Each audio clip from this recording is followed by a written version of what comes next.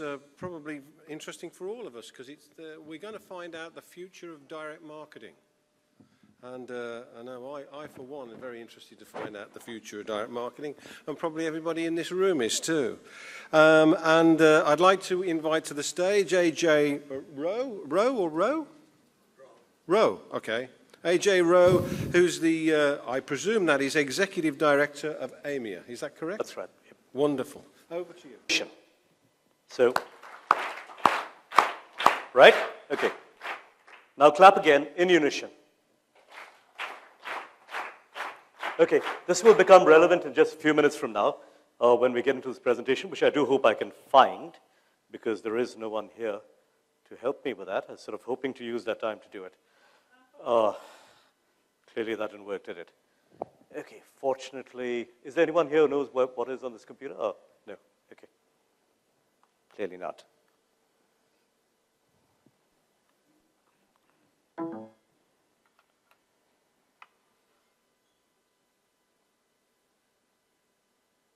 Okay, I'm going to talk about the future of direct marketing.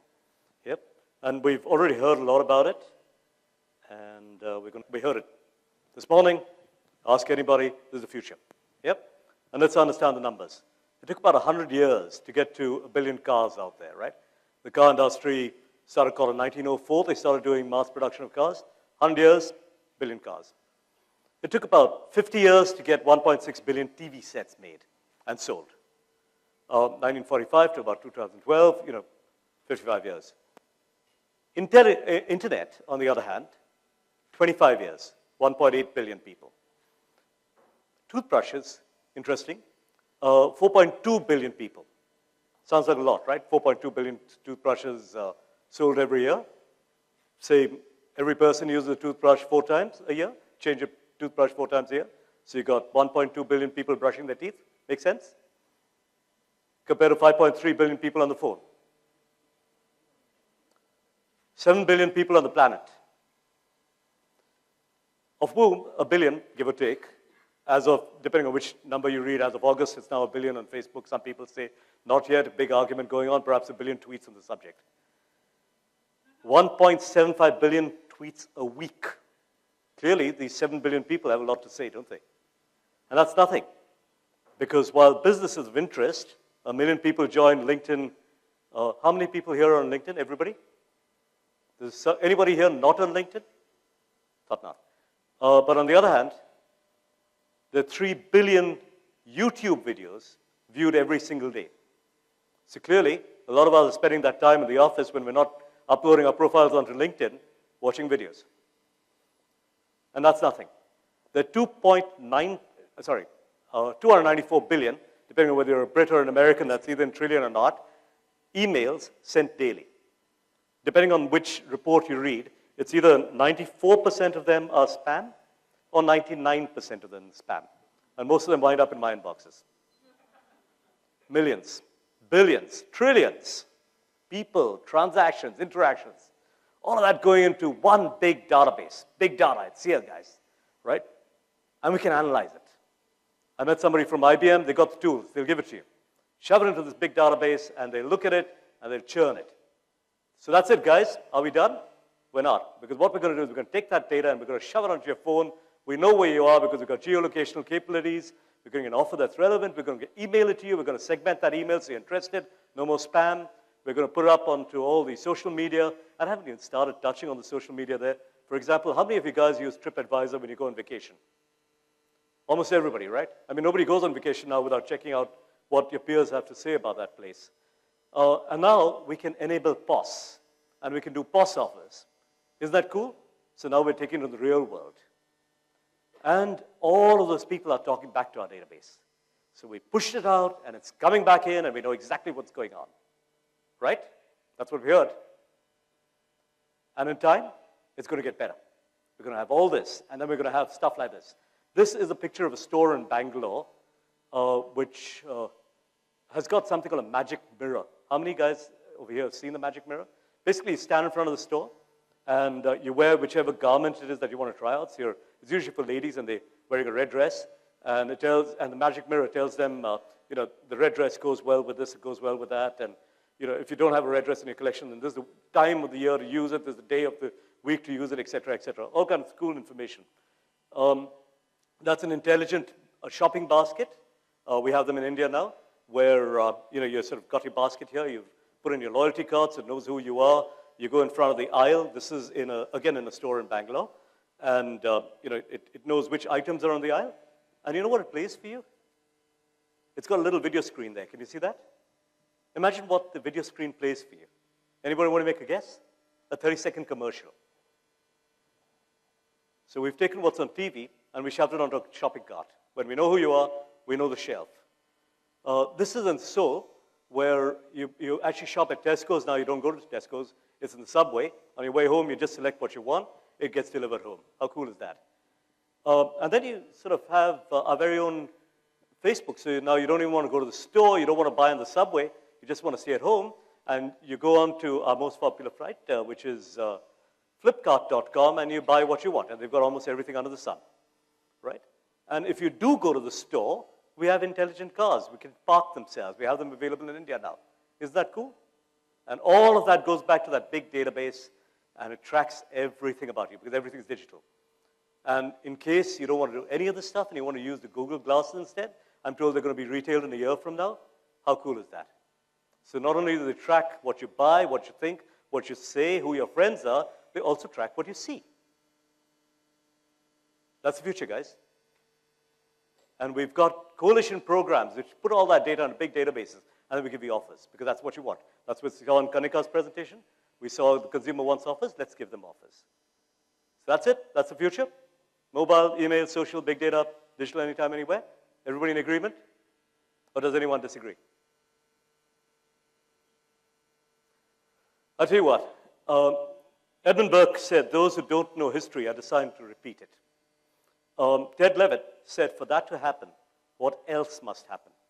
So for all this to happen, let's take a pause and say what else must happen. And I think the first step is to understand the history of direct marketing in this country over the last 25 years. This is mainly for the people at the back, so who are young enough not to remember the last 25 years. And let me tell you the story so far. The first wave, circa 1986 through to 1990. Reader's Digest, Welcome Group, O&M Direct, Datamatics Direct. A lot of people in this room were there at that time. And I did a presentation to an audience like this one and said, the future of direct is now. Move ahead. The second wave, HTA Direct, Wonderman, Citibank, Diarem. We created categories, Ceasefire.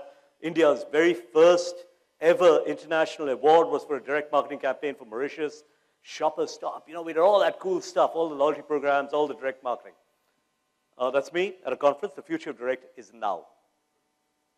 Okay, the third wave, the internet, .com 1.0. We said we got it all. We've got the data. We've now got the ability to do this. The fourth wave, SMS and email abuse. Until the government beat us up and said you can't do SMSs and you can't do telemarketing calls, and very soon they're not going to allow us to do emails anymore because we abused the system. And that's me in 2001, 2002, 3, 4, 5, 6, 7, 8, 9, 10, 11. The future direct is now. So let's ask ourselves, did direct marketing live up to its promise and potential? Was I ever right? And the answer, no, never. So why would you believe that the future of direct marketing is now? What's changed? So let's ask ourselves. First, why? I think it moved from technology limitations, from being IT-driven, which is the issue here, really, which is the IT guys get together and say, hey, you know what? My resume needs a little bit of enriching. I did the SAP stuff. That got me a $10,000 a year raise. Now I need something else. Let me do a Siebel implementation. How cool is that? And then they go back and they talk to the marketing guys and say, we're going to do a Siebel implementation. And the marketing guy gets very excited. He says, yay, I'm going to get Siebel. And the IT guys implement it. What does it do? Is there anyone in this room who can say we've had a really, really successful Siebel or any CRM implementation? Maybe 4 or 5 in the country? Ever wondered why? They weren't really driven by marketing. They weren't really driven by customer requirements. There wasn't a reason why we did this. The reason why we did this was because some IT guy's resume is going to look better. And that's not a good reason to do things. Well, I mean, it is if you're the IT guy, but not necessarily for the rest of us. The second was, due respect to Savita and Uma, the quicksand of data in India. And for that matter, Russian way back in the days of Data Analytics Direct.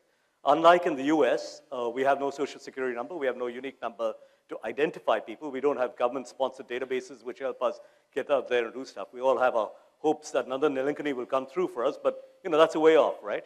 So we don't have data. What else?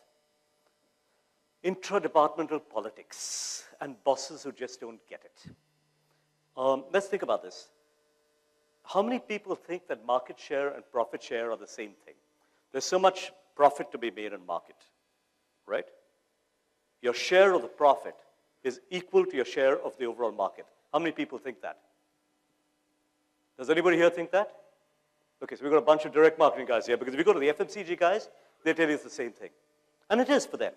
Because in the FMCG world, when I sell lots of product, I get retail space at a lower price. I buy advertising at a lower price. I do everything at a lower price, including buying my glycol, which goes, what is it, glycol or glycerine, whatever goes in by soap, everything is at a lower price. So the more I sell, the lower my cost structure. The more I sell, the better my premium, because I can advertise better.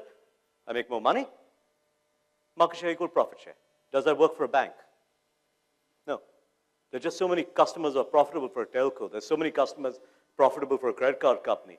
And it's the share of the profit in those customers which really defines whether or not you're profitable. I'd rather have 1 million customers who are profitable than 150 million who don't make any money at all. How many people think that way? If you're from the FMCG world, you don't think that way. And that's where most people came from, manufacturing, FMCG production, stuff like that. And a bit that we've all started running before we can crawl. We've all rushed into Facebook and, we've got all the people liking our sites, and how many of us use people like Mahesh's company to manage the responses? Very few do. I think we make an inadequate commitment. We don't get it. So we get in there and we say, we're going to get onto, our social media strategy, and that's going to work for me. Yeah, right. And the flip side of this, the quick wins that you get from abuse. Telesales. Let me just throw hundreds, thousands, tens of thousands, lakhs of people at my problem. How much do they cost me? $6,000 a month? Shove them in a call center, let them keep calling people. It doesn't matter if they irritate them, it doesn't matter what happens to my brand. I'm going to get some results somewhere. Why bother doing analytics and data? I don't need to select who I'm going to call. It's cheaper to just call them.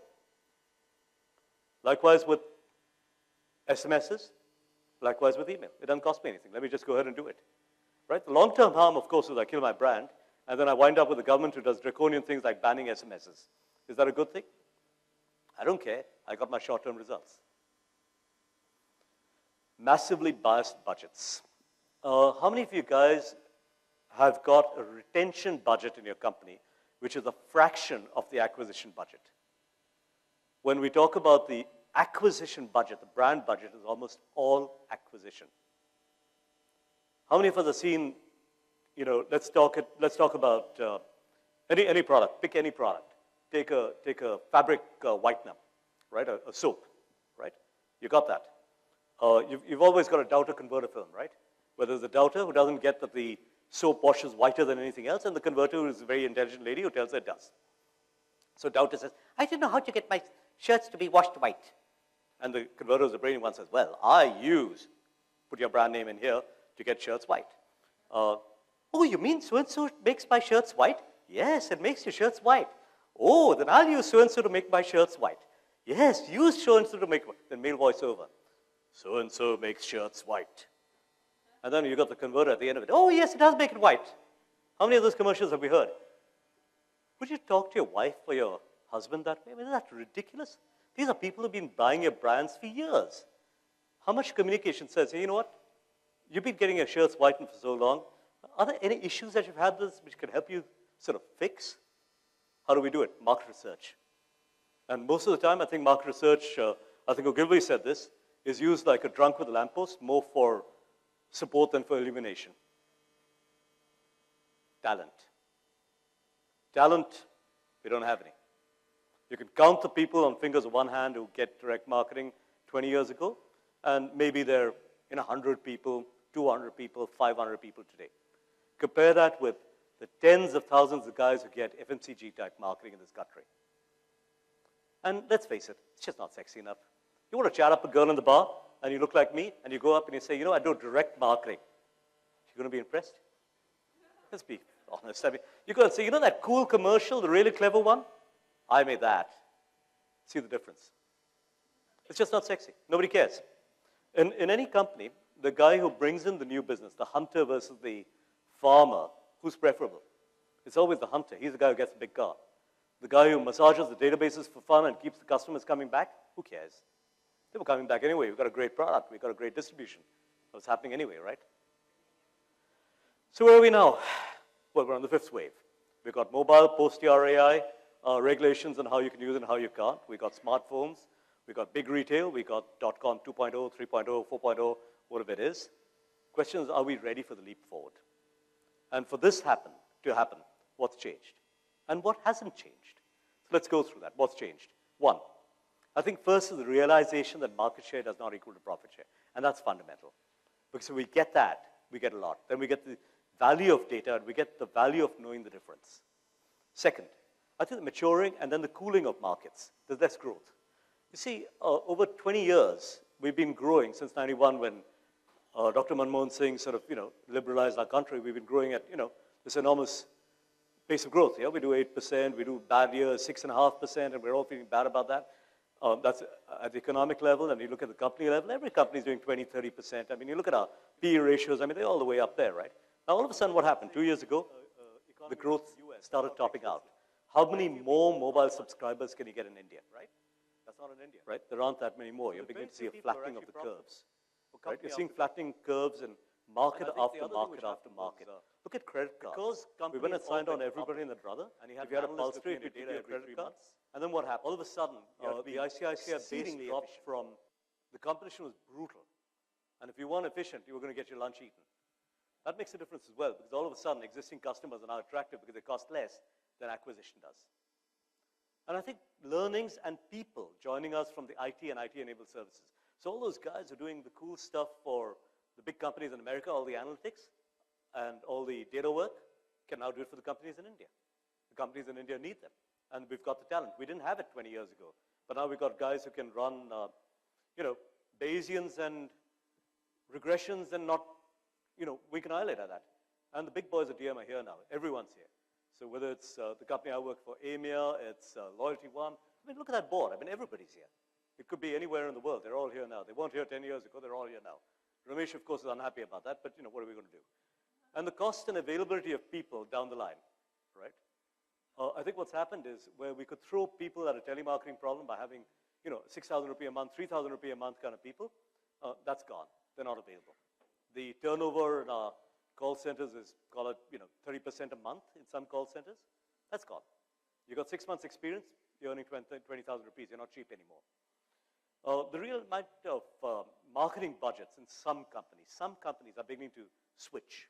We heard from Mahesh about his clients, Airtel, Cadbury's, people like that who are beginning to switch. And I think that's beginning to happen, and that's good. Good for people like us. Not so good for the advertising agencies. And there's a critical mass of e-savvy managers in influential positions. When I started getting in, I was in marketing, and I was unusual because I knew how to write code. I knew how to program in C. And nobody in marketing knew how to program in C, right? It was unheard of. It's what could we do with this guy? The only thing we could do is put him into direct marketing, and I've stuck in that ever since, right? And that was really the rationale. That's changed now. I think there's an entire bunch of people, part of that digital generation, the generation Y, or whatever you want to call them, who are in their late 20s, early 30s now, getting into positions of power, who grew up knowing how to use a computer. In my time, and a lot of, well, not my contemporaries, but certainly the generation senior, you'd get an email as recently as a few years ago, and even now I know a few people who do this, get an email, the secretary prints it out, bring it into you, and you dictate a response, and then she goes and types it out again. Now, can you imagine someone in the 30s doing this? Am I going behind on time, or? No, apparently not. And I think the technology is here, right, which is the cool stuff. I mean, we've got all the technology over here, that's good. We've discussed all the 5 components, and it's all available, it's affordable, and it's in company, which is really cool. And we've got the understanding. So what's not changed, right? So all the change indicators are good, but what's not changed? Number one, the status quo. The reality, a lot of people think these are all great ideas. I don't understand them. My wife doesn't get them, so they can't be important. My buddy over at the agency tells me TRPs are all that count. And we've got this entire industry which is built around that. Make sense? We heard what Mahesh had to say earlier about how he equates his work with the cost per TRP. That's because that's the status quo. So he's doing a smart thing as a business guy, but isn't it sad that the people don't understand it? Okay. The lack of infrastructure and expertise, lack of interest in developing anyone. Go to your boss and ask for $1 million to build out a database. See what happens. Very few companies are going to say, sure. If you're in a big company, $1 million nowhere near enough. You're looking at maybe 10 million, 20 million, 50 million. It's not easy to do that in an environment when you know times are hard. But if you don't do that, you can't do a lot of what we said. The quality of customer data is still a problem. I know Savita Uma are doing a great job in helping people clean that up, but there's still no social security number. There's no unique number. I used to work with the Taj before this. Satish Shahs in the Taj database living on Pedder Road. 45 pages of them. Satish Shahs. All metrics are still applied where it matters. Your CEO talks about market share when he meets the analysts. I haven't heard a single CEO talk about profit share or about how he's doing a good job around maximizing the value of existing customers when he speaks to the analysts on that analyst call every 3 months. Does anyone here know of any company which reports that in India? Not really, no? And discounts remain the refuge of when all else fails, let's give a discount. Right? Anybody can do that. And I think every incompetent marketer does that, assiduously and gets his short-term results. Discounts his brand in the process, but who cares? I'm only there for 2 years, right? So let me give you some predictions. 1, DM will continue to grow, but it will not be a mainline force for some years to come. 2, some companies will continue to be abusive of their consumers, and though a few will learn consideration, and others will have to have it thrust down their throat by the government, I think that's basically what's going to be coming down the pike now. Customers, frontline, back office fraud will continue to rise. That's a problem in India. It's a particular problem with DM that will continue to happen. There will be several implementation failures because people will try, they will fail, people will get discouraged. It's just going to become a circle before you finally break through and you get the big successes which drive all the way down the line. Paradoxically, while the demand for specialists will continue to rise, the generalists who get it will be far more precious. If you're a generalist who gets how to use this stuff, I think you'll be golden. No, you'll be platinum. Consumers will drive increasingly to fragmented brand interpretations. One of the interesting things is, you remember that single message for a brand, right? Which we all learned from Kotler, Trout and Rees, positioning, one message. You don't get one message now because different groups interpret you differently. And I think the ability to understand those nuances is going to be pretty critical to brands going forward. Coalition loyalty will leapfrog. And I say this not because I work for a coalition company, but because that's the reality. Because people don't want to do it themselves, they don't get it, they're going to outsource it to somebody else, and coalition is the way to do it. The UID and KYC projects will make a substantial impact. Only issue is when. Because we keep reading newspaper stories, it's coming down the track, it's not coming down the track. I asked Nandan this at a party once, and he said, yeah, of course it's here. Haven't seen it yet. Mobile and M-Wallet will increasingly be the loyalty infrastructure of the future in this country. I think the future is really on this. How many of you guys, you're asked to switch them off, how many of you guys actually switched it off? Did anybody actually switch their phone off? Put up your hands. The volume off. No, the phone off is what I asked. No, all of us put it on silent, but that's all we did. They're all on, right? That's the future of this country. We're all a mobile people. And as big retail, airlines, hotels continue to come in and outgrow in this country, I think the big loyalty programs will emerge. The loyalty programs here are still small. There's some very smart ones, but they're still relatively small. We don't have a 55 million united kind of program anywhere in this country, but we will get there. And I think in summary, CRM, DM, call it what you will be huge in India, but it's a 2 or 3 year wait. However, remember this? Why it didn't live up to its promise? Remember our clapping? Can you help me and clap one more time in unison? Let's go. All right? Let me tell you what the difference is, guys. You. For the first time, thanks to Vatsal and the rest of the guys who have put this together, we've got a bunch of people in this room who get it, or at least are trying to get it, or at least interested in getting it, and I'm sure they will. And that difference, because you can clap in unison, because you can clap in unison, you can cause change. And that, folks, is the future of direct marketing in this country. In summary, you. Leaves me time to say a very big thank you. You've been very patient. Thank you very much. Oh, no, I didn't get a big thank you. Sorry.